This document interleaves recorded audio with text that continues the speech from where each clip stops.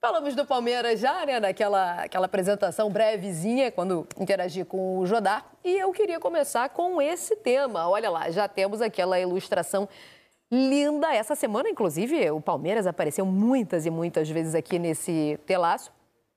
Sempre por causa do mesmo tema, né? Palmeiras investindo ainda mais em elenco. O Palmeiras aguarda a assinatura do Paulinho. O Palmeiras tem interesse no Andreas Pereira e aqui, mais na frente, porque é a notícia mais fresquinha, o Palmeiras também está interessado em Matheus Pereira, do Cruzeiro. Tenho até aqui os valores, não que para o Palmeiras esses valores impressionem, né?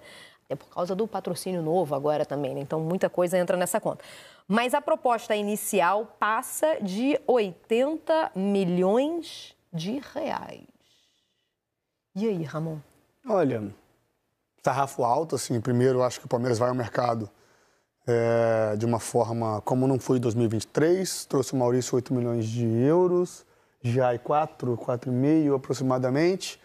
Não me recordo quanto foi o Aníbal Moreno, mas vai ao mercado agora com muita força, na minha opinião, muito pelo Abel Ferreira, ter, acho que até exigido da Leila um investimento, uma reformulação. O Palmeiras sofreu muito com lesão nesse ano de 2024, mas o Abel foi eliminado. Mas ele elenco mais enxutinho. Não, eu gosto do elenco mais enxuto, né? Mas assim, pro nosso calendário. E a gente bate sempre na mesma tecla, nosso calendário. O tanto de competição, viagem, logística, enfim. Tem mundial. Exatamente, precisa de um elenco mais inchado, de 30, 32 jogadores, contando com alguns jogadores da base, na minha opinião. Eu acho que o Abel agora, vendo o que fez o Botafogo em 24, com duas equipes, titulares e reservas, numa altura, competindo ali, brigando de quase de igual para igual para quem começasse o jogo como titular, quem começaria como titular, ele está começando, por exemplo, nessa movimentação de mercado, a tentar montar dois times, pensando no Super Mundial, na Libertadores, na Copa do Brasil, no Paulista e no Brasileiro. Eu acho que é uma ideia boa, o Palmeiras bem agressivo, né? Não sei se o Andréas e o Matheus vão se confirmar como contratações. Família Pereira, né? A família Pereira. Mas assim, olhando por um outro lado, em relação a Matheus Pereira, eu não sei se o Pedrinho Lourenço, dono do Cruzeiro, vende por esses valores. Primeiro, na minha opinião, o Pedrinho está tentando montar um time para ser vencedor, para já conquistar algo em 2025, não brigar, conquistar. Isso, pelo menos, é o que eu entendo com as falas, com as entrevistas dele. Então, acho que como é que ele vai se desfazer, na minha opinião, o melhor jogador do Cruzeiro. Mas esse algo é o quê? Brasileiro, né? Algo é o brasileiro. Aí eu já não... Eu acho que, assim... É porque tem uma coisa que hoje funciona muito, né, mas para elenco, nesse exercício de convencimento é o Super Mundial, né? Exato. Mas para elenco, o Cruzeiro, para conquistar o brasileiro, eu acho que assim, o elenco ainda é um pouco abaixo. Digo peças de reposição.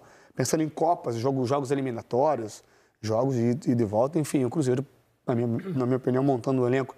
Se confirmar o Gabriel, já anunciou o Dudu, está especulado o Eduardo também, não sei se já assinou, mas estava apalavrado de acordo com o Alexandre Matos. Vai montando um elenco ali para tentar ganhar alguma coisa, brigar por alguma coisa. Eu duvido muito que por esses valores aí, basicamente são 12 milhões, né? 80 milhões de euros, reais, né? Exatamente. O Pedrinho Lourenço venda o Matheus Pereira. Se chegar uma de 25, 30, aí não tem como. Eu acho que até 20. O jogador já não é novo, né? Já não tem uma possível revenda para fora, pode ser que aconteça. Mas por esses valores aí eu não acredito, pensando também pelo que eu falei. O Pedrinho está montando um elenco, na minha opinião, para conquistar algo em 25. E não para se desfazer de um jogador como o Matheus Pereira e reforçar o possível rival na briga por um título.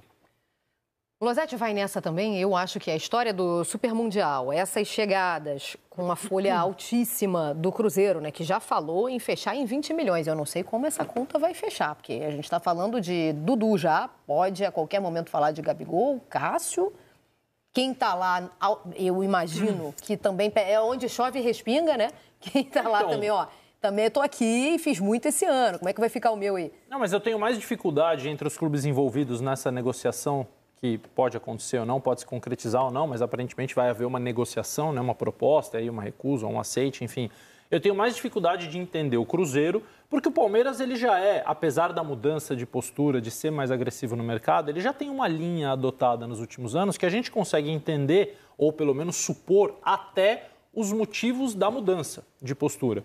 Quando a gente vê que o Palmeiras foi eliminado nas Copas pelos dois campeões, mas na visão, talvez, do palmeirense não conseguiu competir de igual para igual com o Flamengo e com o Botafogo nas Copas. No campeonato, perdeu 6 pontos para o Botafogo e não venceu nenhum dos 5 primeiros colocados, dos outros 4 primeiros colocados, ou seja, é um time que nos confrontos diretos deixou a desejar. Quando olha para a sua base, que continua sendo a melhor do país e acho que vai ser por algum tempo ainda, mas não tem nenhum garoto do nível de Endrick e Estevão prestes a entrar no time, porque os últimos 2 grandes jogadores especiais do Palmeiras e mais decisivos nas temporadas foram 2 garotos que vieram da sua base. Claro que tem uma série de outros grandes jogadores, Veiga, Gustavo Gomes, mas os mais decisivos foram o Endrick e o Estevão. Então o Palmeiras a gente consegue entender. O Cruzeiro, para mim, ainda é uma contradição, porque ele contratou um treinador que tem um trabalho muito autoral, de montagem de time, uma coisa muito artesanal, que não teve um bom ano em 2023, em 24, mas que foi campeão da Libertadores em 23, que chegou a treinar a seleção brasileira num esquema bizarro, mas chegou. Mas é um projeto muito mais apoiado, para mim, por enquanto, nas características dos seus gestores, que são dinheiro pensando no dono e contratação pensando no homem do futebol, que é o Alexandre Matos. Um se apoia no dinheiro, que é o Pedrinho. O outro, na sua história de contratar, que é o Matos. Eu vejo pouca ideia de montagem de equipe. Quando eu vejo os nomes que o Cruzeiro já tem, aqueles que estão chegando ou que estão sendo negociados, especulados, eu tenho mais dificuldade de imaginar um projeto de futebol, de ideia de jogo, apesar de ter um treinador que é especialista nisso. Então, o Cruzeiro eu ainda não consegui decifrar. Por isso que eu tenho dificuldade, em saber se eles têm interesse em liberar o Matheus. Eu não teria. Para mim, é o melhor jogador do time e foi, no primeiro turno do campeonato, o melhor meio-campista do campeonato. Depois ele caiu junto com todo o time. Convocado, né, inclusive. Convocado merecidamente. E também tenho dificuldade de falar em valor, porque eu acho que o mercado brasileiro está se redescobrindo em relação a valores. Né, com a capacidade financeira de clubes como Botafogo, Palmeiras, as novas SAFs, o Bahia, clubes de organização, Flamengo, já há algum tempo. Pode se oferecer mais, pode se pedir mais. Eu tenho dificuldade de me encontrar nesse redesenho assim, do mercado financeiro do futebol brasileiro. Mas o Palmeiras certamente vai ser um time forte, como vem sendo, independentemente desses jogadores chegarem ou não. Acho que tem questões em relação a todos eles, mas vai ser um time fortíssimo. E para mim, PC, a gente brincou com o sarrafo aqui durante toda essa semana. Quem está subindo esse sarrafo aí, neste caso especificamente do Palmeiras, é o Botafogo. Na verdade, o Mari, Ramon, Losetti, quem nos acompanha, tem uma questão muito interessante. A agressividade do Palmeiras no mercado, e não é uma agressividade irresponsável, o Palmeiras faz isso porque tem dinheiro em caixa, diferentemente de outros clubes que são agressivos, mas financeiramente não estão tão saudáveis assim. O Palmeiras não, o Palmeiras é um clube financeiramente saudável. Ela tem uma mensagem, penso eu, que é a seguinte: o Palmeiras está sentado numa prateleira da qual ele não vai sair. E nessa prateleira, a etiqueta que está escrita ali é assim: ambição. Conquistar títulos é uma coisa circunstancial.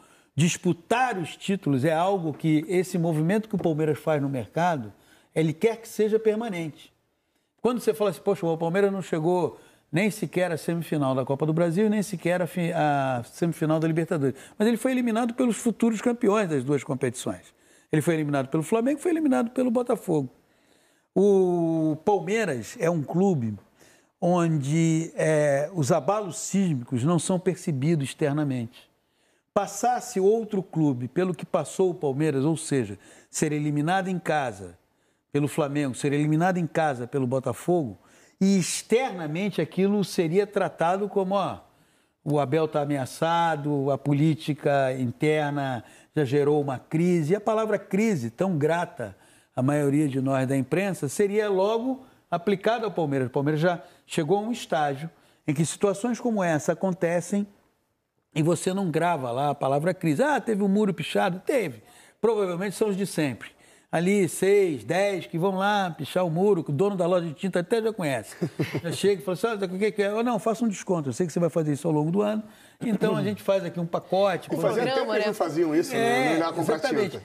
E aí, quando ele tem essa agressividade, o grande clube o clube que está mais movimentando o mercado nesse final de 2024 é o Palmeiras.